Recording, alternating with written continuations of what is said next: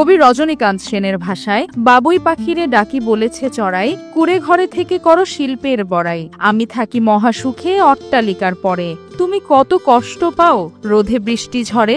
সভ্যতার বিস্তারে ভেঙে গেছে চড়ুই পাখির অহংকার, হারিয়ে ফেলেছে অট্টালিকায় থাকার মহাসুখ।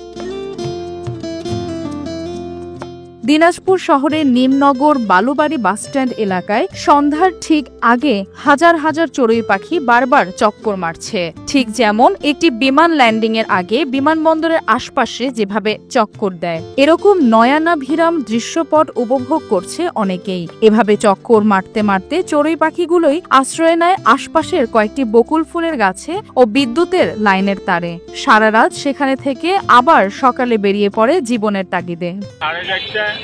5টার দিকে আসে, ভোর 5টার দিক পালায়, 6টার দিক পালায়, 6টা 6:30। এই তারে থাকে, ওই বাবরে গাছ তোলায়, তারপর ওই যাবে, ভালো লাগে। এই সন্ধ্যার দিকেই আছে, বিকালবেলা আবার সকাল ভোরবেলা চলে যায়। লোকগুলো বাড়ি থেকে দেখতে আসে, প্রতিদিন এভাবে থাকে, ওরা আসে বসে থাকে, এই আসে ভালো লাগে জায়গাটা।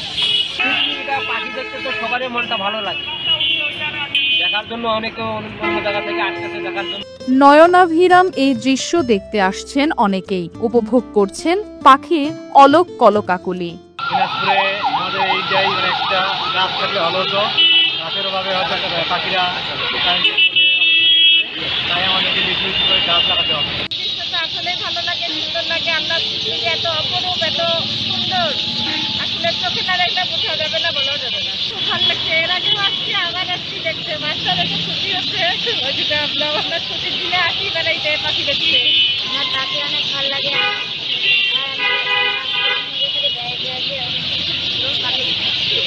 স্থানীয় প্রাণী সম্পদ অধিদপ্তর বলছে, বন জঙ্গল কমে যাওয়ায় পাখির আবাসস্থল কমে গেছে, তাই শহরের বিভিন্ন স্থানে আশ্রয় নিচ্ছে ওরা।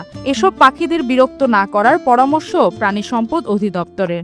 এই পাখিগুলোকে যদি আমরা বিরক্ত না করি, আমাদের দিনাজপুর জেলায় এগুলি আমাদের প্রাকৃতিক ভারসাম্য তৈরি করে।